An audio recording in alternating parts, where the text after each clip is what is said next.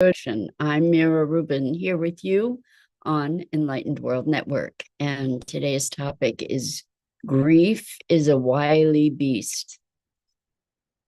Anyone who's experienced grief has experienced the wild fluctuations of emotion that come along with it. And it can be crazy making. We're going to be talking about navigating grief and doing so with honesty and compassion. But before we get started, let's take a minute or two to get present. So let's take a deep breath in through your nose and hold it. And imagine clean, crisp oxygen flooding your lungs, flowing into your bloodstream, nourishing all your cells, your organs, bringing vital life energy to your body and being. And as you exhale any tension, stress, negativity, fatigue. And now let's take another deep breath in through your nose and hold it. This time, imagine brilliant, bright light lighting you up from the inside out, illuminating, electrifying, and energizing all your cells, your molecules, your electrons, creating a brilliant beam of light and energy from your heart out into the world. And as you exhale any remaining tension, stress, negativity, fatigue. And now let's press our palms together, vigorously rub your hands together to feel the friction, the temperature, the pressure, the motion, the tickling and tingling when you stop. And allow all those sensations to bring you present right here, right now, into this remarkable physical form that enables us to experience life. Welcome, welcome, welcome. So, grief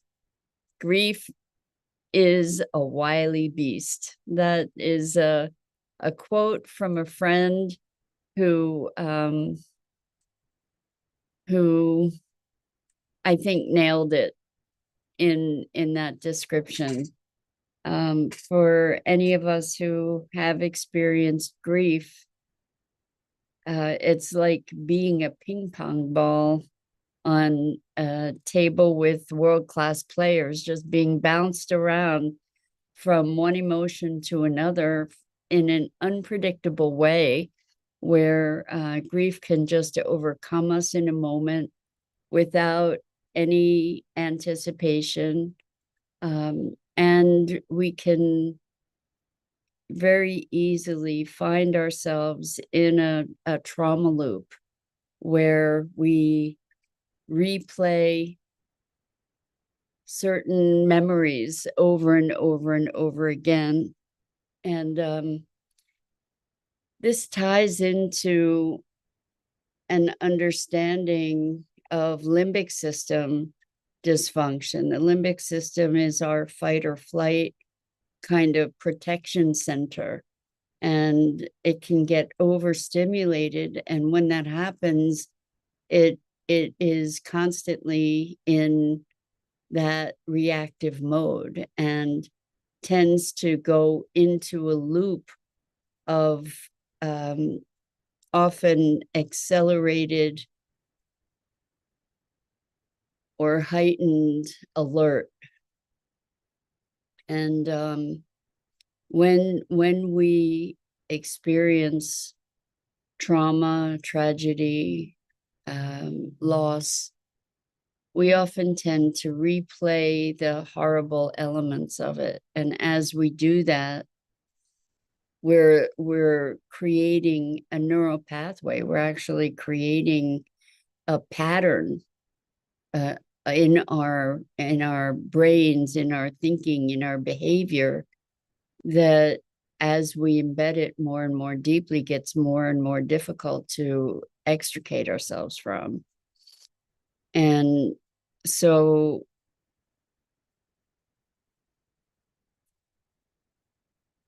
being alert to our pattern and our thought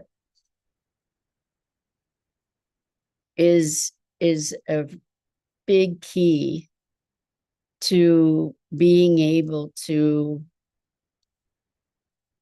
heal, actually, because by perpetuating these patterns of thought, these negative patterns of thought, we're digging ourselves deeper and deeper into that negative pattern. So if we can be aware of our thought, and for instance, if we're remembering a dark moment, if we can recognize that and shift our memory to a positive moment, a positive memory, we can allow ourselves to move more readily through the gamut of emotion, rather than embedding ourselves more deeply in grief. So it's not that it's easy, because those images that we might conjure for ourselves that are heartbreaking are so vivid that they're hard to sometimes move ourselves away from, kind of like a train wreck. That you couldn't take your eyes away, but we need to allow ourselves to feel the feelings that we have when we feel them, and also notice how we may be recreating, how we may be regenerating these patterns of pain. And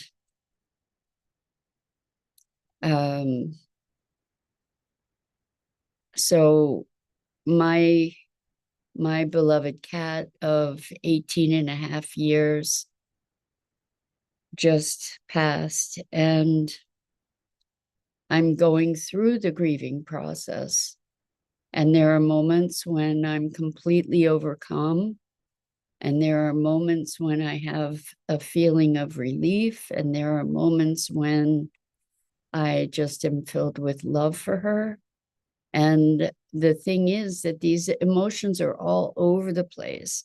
And I noticed that when I felt this sense of relief, there was some guilt around that.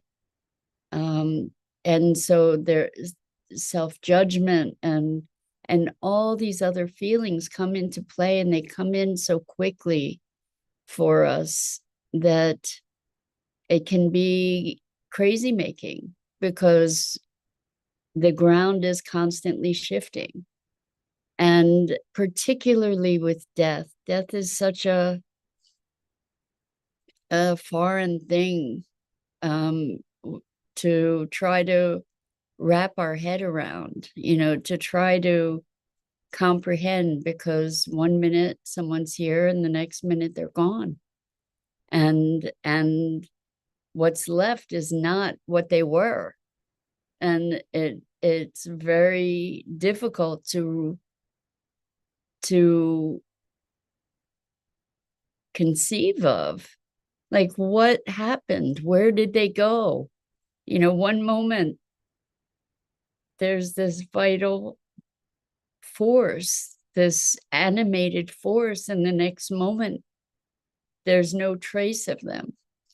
And the body that they left behind doesn't even resemble them in so many ways. That it's so evident that they have exited, that they are no longer present. And it's baffling.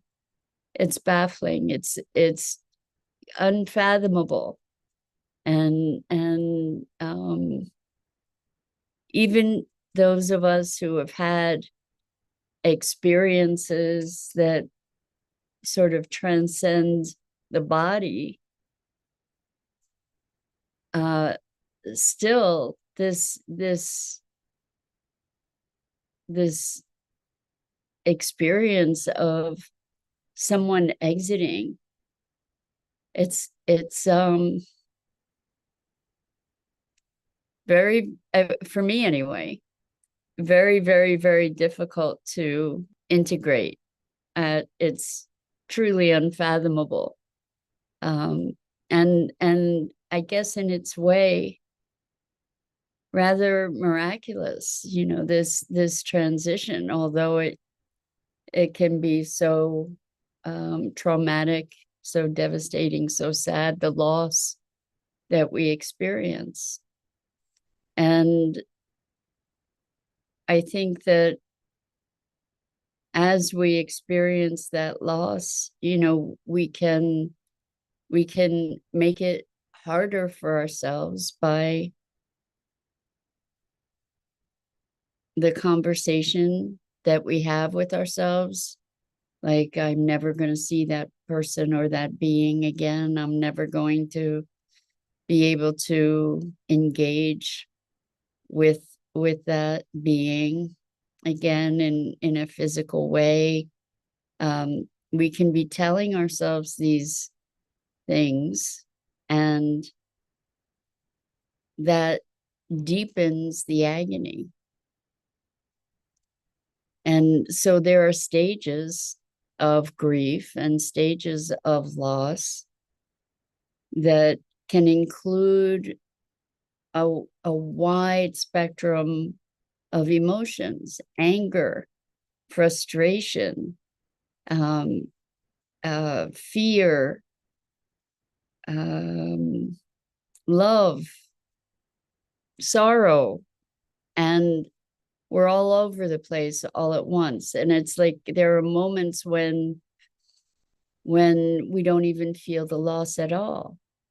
And then we're reminded that there's this space, this empty space that was once inhabited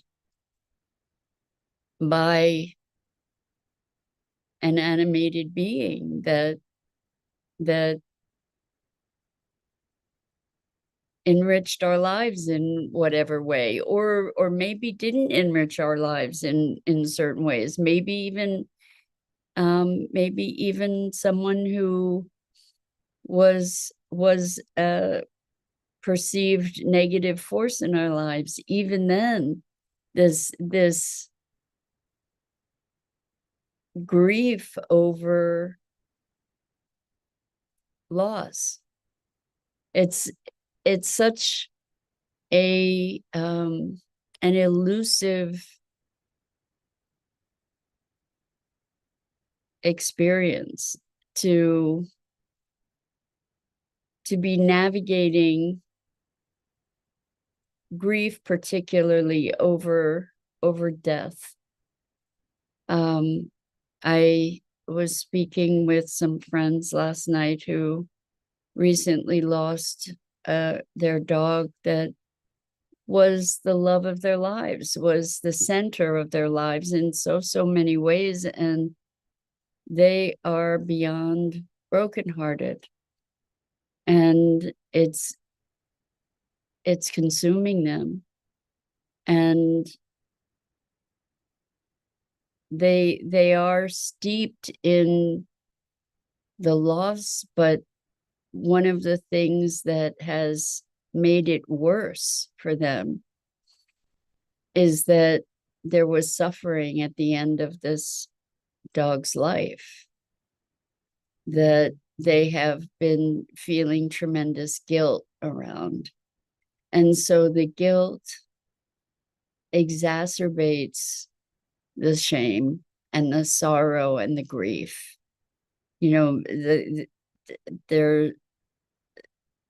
They're second guessing what they could have done differently. And those of you who have been around here for a while might remember my bird Maggie. And she was such a character, and I was so deeply attached to her. And I got COVID, and she was under the covers and biting my toes.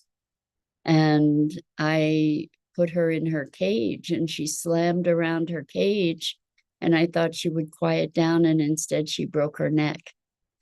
And I was devastated and had incredible guilt. And it took me so long to be able to recover from that, because I kept replaying that instance, like if only I had done something different. So the sorrow, the grief was exacerbated by this sense of guilt and the stories that I made up about what I could have done differently. And the finality of death, or at least its apparent finality, is part of what makes it so devastating, particularly if there are precipitating circumstances that hold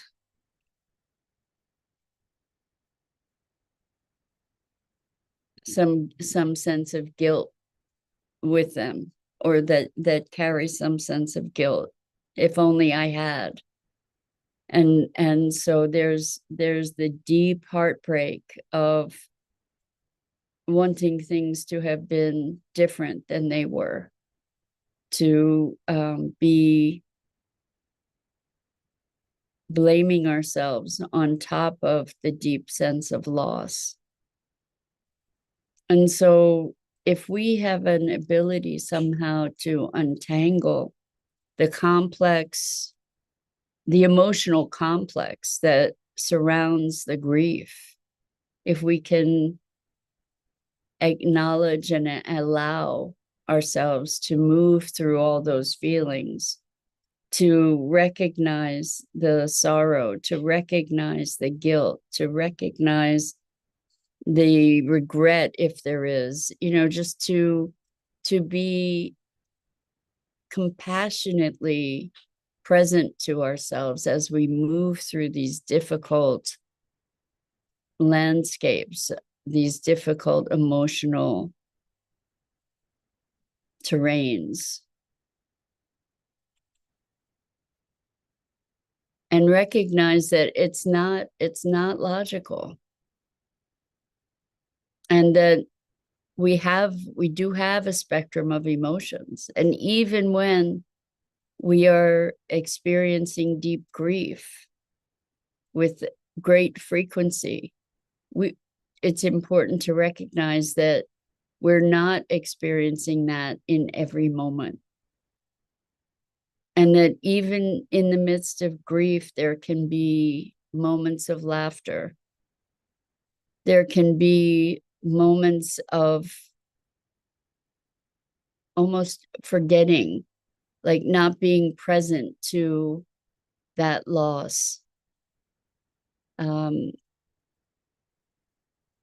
And grief has its own time as well. Oftentimes, when we're in the midst or in close proximity to whatever the event was that triggers the grief,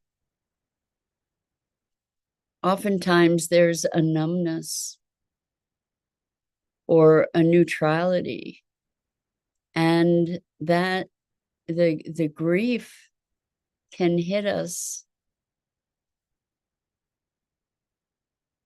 after an extended period of time. I have seen this with clients as well as myself, where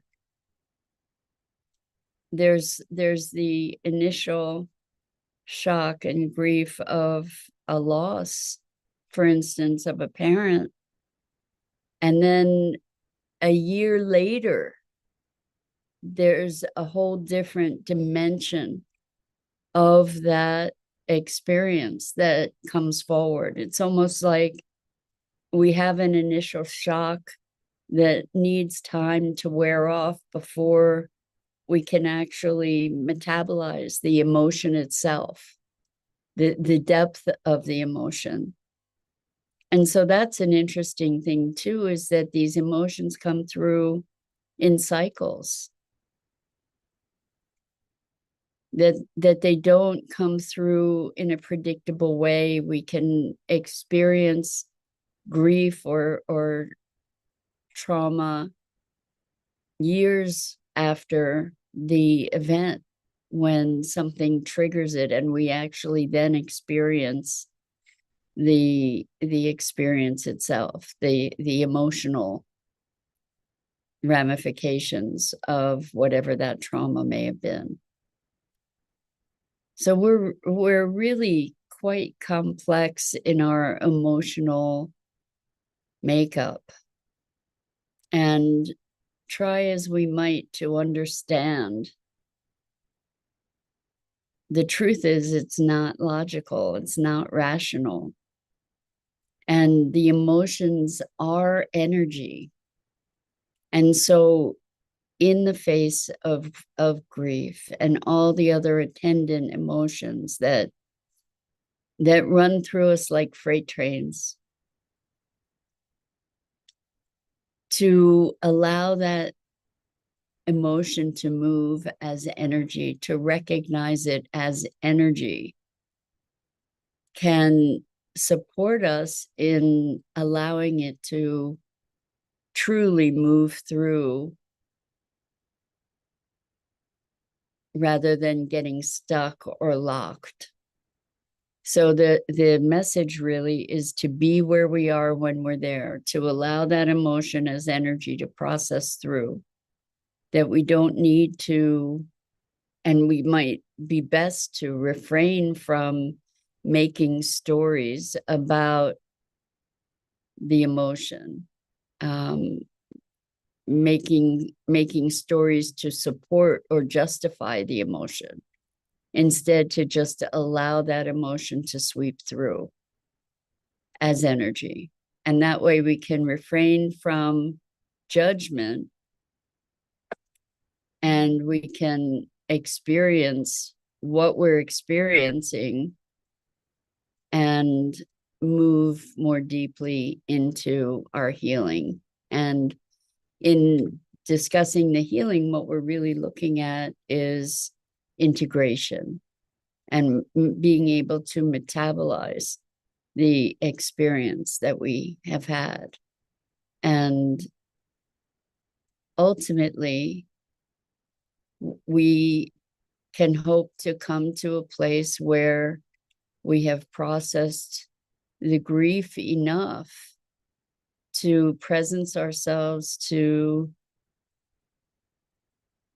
fonder memories, where those memories buoy our heart up rather than breaking it, where we can rejoice in the gift of that being and the sharing and the life.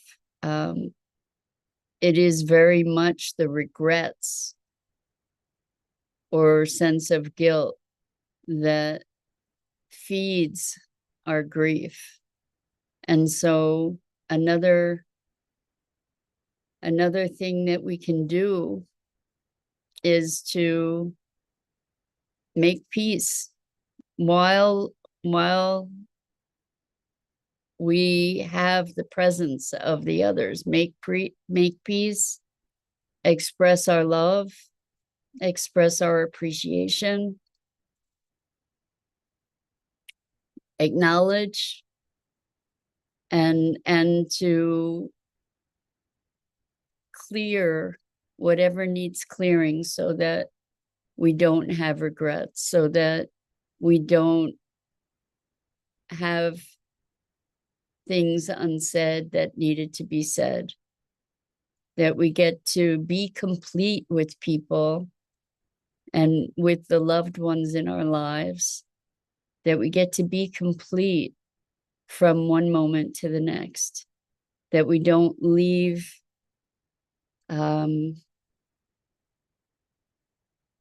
situations unresolved, that we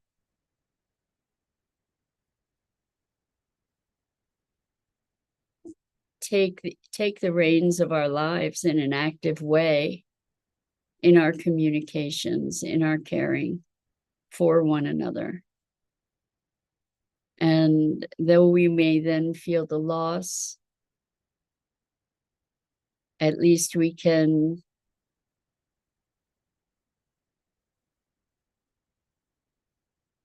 have the comfort of knowing that these beings, these people, these beloved ones know how much they are loved, or that there aren't outstanding communications. And there's some solace to be had in that, in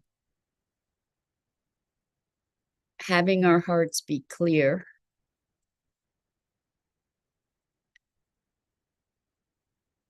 and allowing ourselves to remember the goodness and to work through the conflict, if possible, while life is present, although sometimes we can make our best reconciliations after someone has passed. So grief is a wily beast, and the only way that we can tame it, I think, is to allow those emotions to move through as energy without getting too stuck in the story, and to be conscious of the stories we create, and create stories that are going to empower and support us in the face of our loss. So that's it for today. I'm Mira Rubin. This is the Core Connection, and I go live each weekday morning at 9 a.m. Eastern here on the Enlightened World Network Facebook page and YouTube channel. And I invite you to please like and follow Enlightened World Network's Facebook page and YouTube channel, as well as my YouTube channel. The links are in the description. And as always, I am forever grateful for the opportunity to have these morning musings together, and to be exploring what it is to be human. So until next time, so much love.